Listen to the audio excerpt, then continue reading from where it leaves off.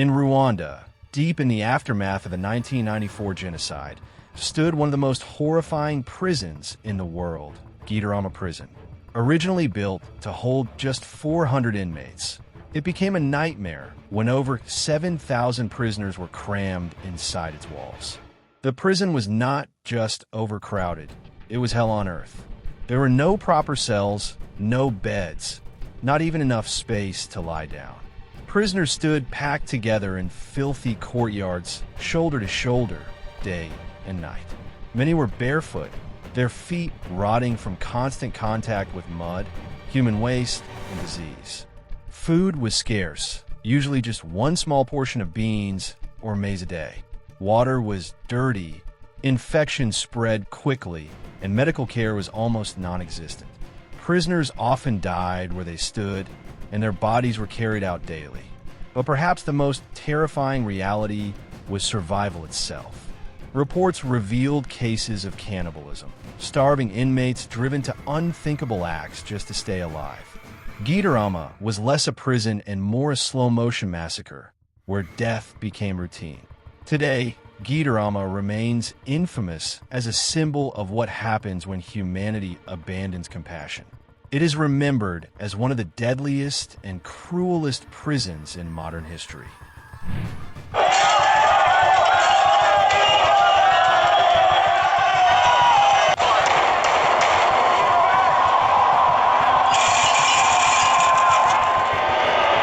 In the city of Maracaibo, western Venezuela, stood one of the most notorious prisons in Latin America, La Sabaneta Prison. It was opened in 1958, originally designed to hold around 2,000 inmates. But over the decades, it became a nightmare of overcrowding, at times holding more than 25,000 prisoners, over 10 times its intended capacity. Inside, the state had little to no control. Inmates ruled the prison themselves. Each cell block was controlled by armed gangs, wielding knives, homemade weapons, and even firearms. Daily life revolved around drug trafficking, extortion, and brutal gang wars. The chaos reached its darkest moment in 1994 when a violent clash broke out between rival groups inside the prison. In just a few hours, nearly 130 inmates were killed. The massacre became one of the bloodiest events in prison history. For decades, La Sabaneta symbolized the collapse of Venezuela's prison system. Amnesty International described it as a human hell, stating that the government had lost all control over what happened behind its walls. Finally, after years of international pressure and scandal, the prison was officially shut down in 2013. Today, La Sabaneta remains a haunting reminder of one of the most violent and chaotic prisons in modern history.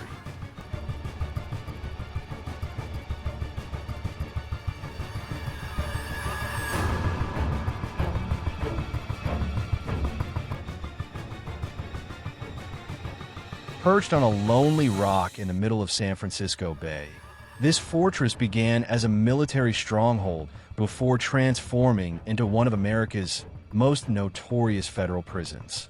From the 1930s until its closure in 1963, it housed the nation's most dangerous criminals, men who defied the rules of other prisons and thrived on violence and rebellion. Among its infamous inmates was Al Capone, who served time here from 1934 to 1938. What made Alcatraz legendary was not just its prisoners, but its extreme isolation.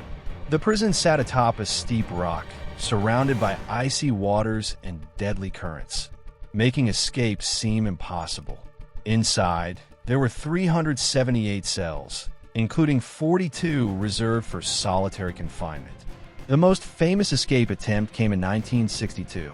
Frank Morris and the Anglin brothers crafted papier-mâché dummy heads to place on their pillows as decoys. Through months of digging, they slipped through ventilation shafts, reached the bay, and built a makeshift raft. They vanished into the fog, never to be seen again. Authorities claimed they likely drowned in the violent currents, but with no bodies ever recovered, their fate remains one of history's great mysteries. But the bloodiest chapter came earlier in 1946, during what became known as the Battle of Alcatraz. A failed escape turned into a violent standoff that raged for 2 days.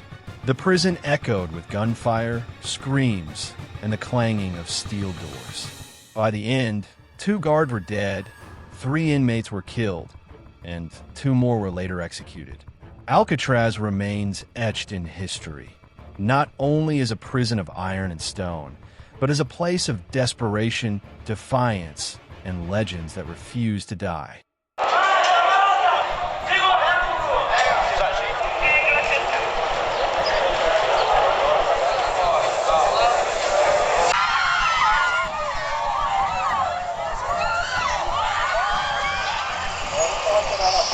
In the heart of Sao Paulo, Brazil, stood a prison known not only for the fear it contained behind its walls, but for the blood spilled in its corridors. This was Carandiru Prison. Built in the 1920s, Carandiru was originally designed to hold around 3,000 inmates. But by the 1990s, it was housing more than 7,000, overcrowded and woefully unprepared. Life inside Carandiru was complete chaos, with guards exerting little to no control. Entire wings fell under the command of powerful drug traffickers and brutal gangs, locked in constant battles for dominance. The conditions were deplorable: severe overcrowding, a lack of health care, and filthy living quarters turned the prison into a breeding ground for disease and despair. Hygiene was non-existent. Toilets were clogged, food was scarce, and with inmates effectively running the facility, murder and drug abuse became rampant. But the true horror reached its peak on October 2nd, 1992. What began as a conflict between 2 groups of inmates erupted into a full-scale riot lasting 3 hours. The event, later known as the Carandiru massacre, left 111 prisoners dead and many more gravely injured. The response was brutal. The Brazilian military police stormed the prison, armed with rifles and handguns, using overwhelming force. Many prisoners were executed even after surrendering. Official reports attempted to downplay the violence, but the truth eventually surfaced. Human rights organizations condemned the massacre, exposing to the world the systematic brutality that defined Carandiru. In 2002, Carandiru prison was officially shut down, yet its legacy endures, a chilling reminder of the inhumane conditions prisoners faced and the collapse of humanity within the walls of one of the most notorious prisons in history.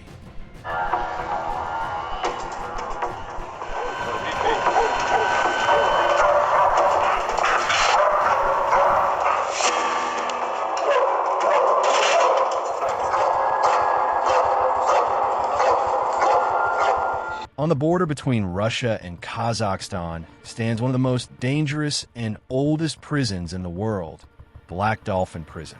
Its name is derived from the Black Dolphin statue placed at the entrance, a dark symbol of what awaits inside. The prison houses about 700 of Russia's most dangerous criminals, serial killers, cannibals, terrorists, and offenders serving life sentences without any hope of release. Life inside Black Dolphin is designed specifically to break the human spirit. Prisoners are under constant 24-hour surveillance and are never allowed complete rest. When being moved from one place to another, they are forced to bend forward, with their hands cuffed behind their backs, while guards hold their arms and blindfold them whenever they are escorted outside the prison building, a position that prevents them from memorizing the prison's details or attempting escape. The cells are small and secured with 3 steel doors. Prisoners are forced to live under permanent lighting, and guards check on them every 15 minutes, day and night. Sleep is strictly regulated, and lying on the bed during the day is forbidden. The food is extremely simple: soup and bread, barely enough to survive. No comfort, no hope, only an endless routine. Many have described Black Dolphin as a grave for the living. The philosophy of the prison is clear. The prisoner here is no longer a human being, but just a number. For Russia, This is the place to bury its most dangerous criminals alive and ensure they will never see freedom again.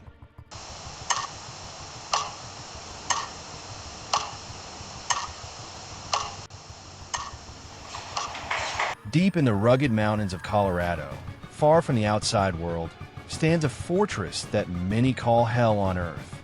Its official name, ADX Florence, but most people know it simply as Supermax. Opened in 1994, this prison was built to hold the most dangerous men in America: terrorists, cartel bosses, violent gang leaders, and inmates who could not be controlled anywhere else. Inside these walls, life is reduced to a slow death in isolation.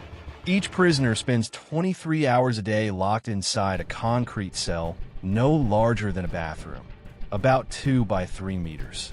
The bed is concrete. The desk is concrete. Even the toilet is built into the wall. There is only one small slit for sunlight. Exercise? Prisoners are allowed just 1 hour a day, inside a cage outdoors, surrounded by walls so high they cannot see the horizon. The silence is crushing. There are no direct visits, no human touch, no normal conversations.